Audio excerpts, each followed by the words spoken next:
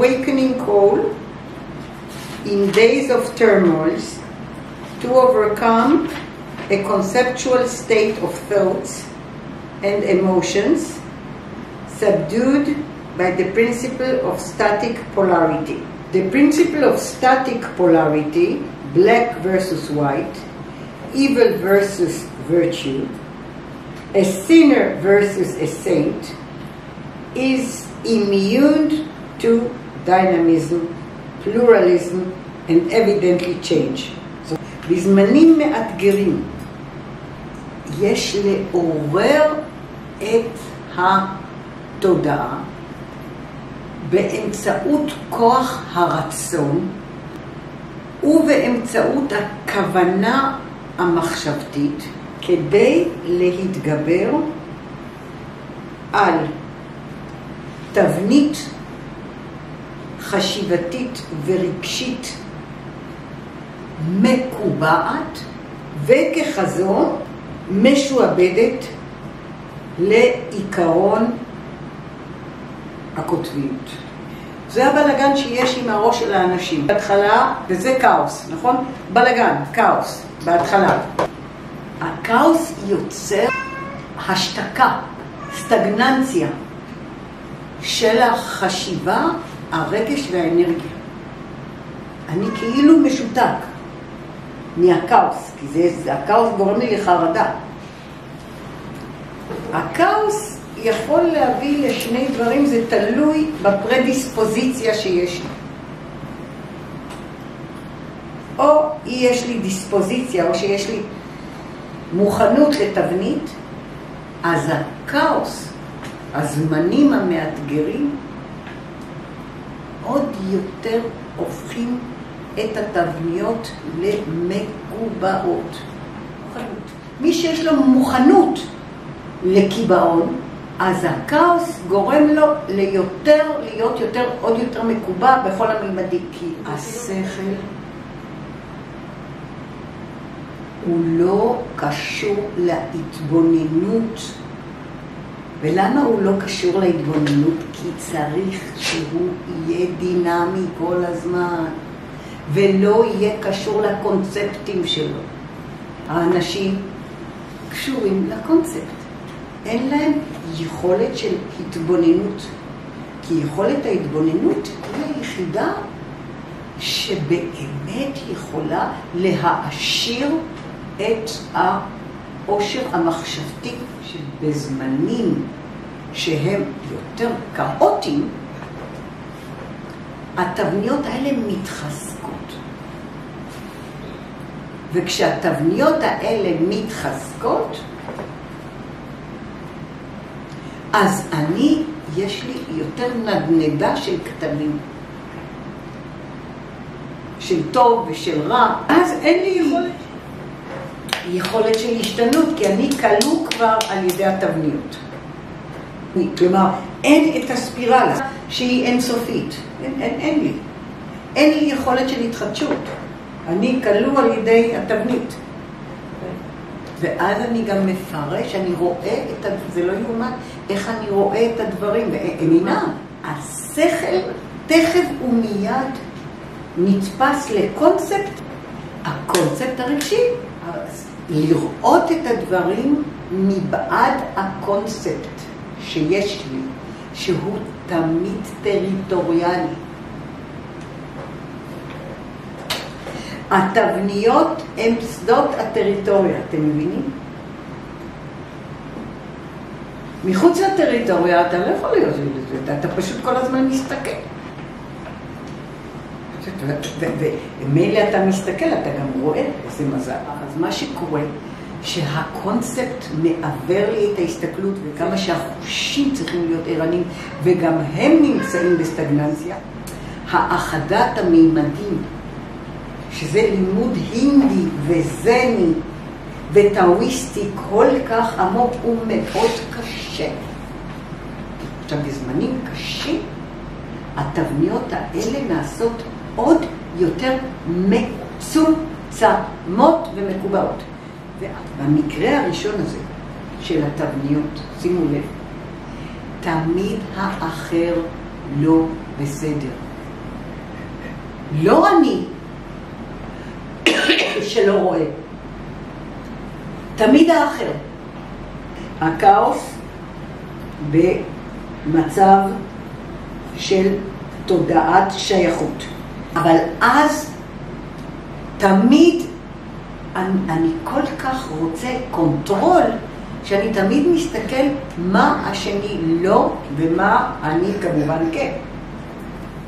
זה נורא קשה להשתחרר מבית הסוהר הזה. אז קודם כל, כאוס מג'יק, יש במאגיה many traditions, medieval traditions, the Sufi tradition of magic, יש את ה-Rosicrucians, יש את החבר'ה שנשענים דווקא על תורת הנסתר המצרית. יש כמובן את הבונים החופשיים, שזה גם תיאוריה של מגיה, שיש תיאוריה מגית גם של המאה הקודמת, היא חדשה לגמרי. אז הייתה איזושהי הפיכה נגד הטירוף של הדתות הממסדיות. הן מבוססות כל הזמן על חוקים, ועל חוקים שהם חוקים קבועים, מה לעשות ומה לא לעשות, נכון? מצוות ואיסורים. המאגיה בדרך כלל רצתה יותר לתת את המושכות למאג או לאדם שמפתח יכולות מאגיות, כדי להיות מחובר למציאות ולא לקונספטים.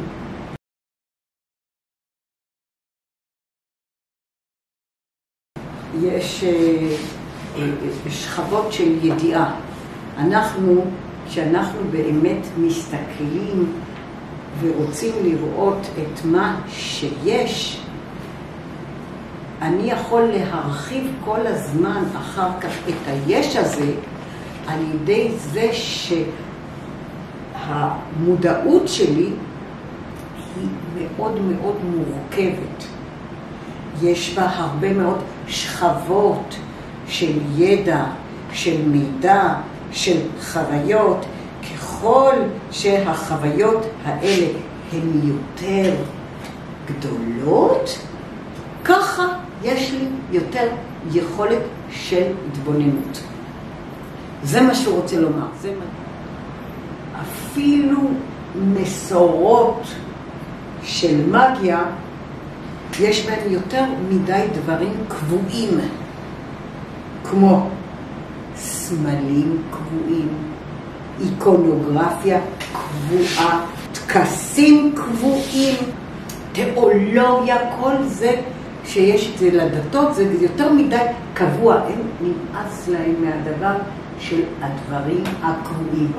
אם אתם תבינו שכדאי לא to be attached, no attachment לכל הדברים האלה, אז אולי מתחילים לראות. הבעיה היא שזה נמצא בשקרות הכי גבוהות. זה הולך לאט לאט להוריד את הקליפות הטריטוריאליות, כדי שתהיו מסוגלים לראות את הדבר עצמו בלי כל מיני ספיחים. זאת אומרת, הם מחליטים, הם לא עד הסוף. הם לא אנשי זן והינדו שרוצים להגיע לברויד,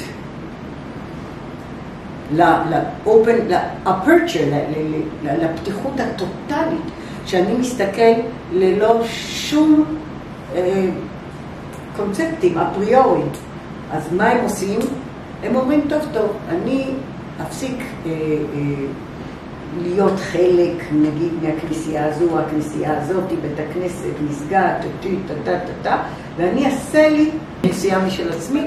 הם ייצרו להם את המאגיה האופיינית להם, והם ייקחו מכל מקום מה שהם רוצים. עכשיו, הנאו-פגניזם זה מה שהם עושים. אבל אם אתה בוחר וראיתי כדי להגיד זה ה-religion, עבוד לך גם כן. גם להם עבוד. הם מדברים על הדתות, שאין objective truth, איזה objective truth יש לך של הדתות. זה בכלל, לחשוב היטב. אתה מדבר על אלוהות, נכון? אז אם מדברים על אלוהות, היא יוצרת את הזמן והחלל, נכון? היא יוצרת את האין סוף בריאה, נכון? אז תגידו לי, מכיוון שהיא אינסופית, והבריאה שלה אינסופית, והיא כל פעם משתנה, איך אתם נותנים לה מקום אחד ומפרשים אותה כיצור אחד שלא משתנה? הם אומרים, no objective truth. אין דת אחת ולא אחרת, לא. אבל אז הם אומרים, אתה, practitioner of magic, of chaos magic, אתה תיקח לך מה שבא לך. ברגע שהם אומרים אחר כך, שהאמת היא אמת סובייקטיבית של הפרקטישנר, זה יותר טוב. רק אם הוא יודע שזו אמת סובייקטיבית.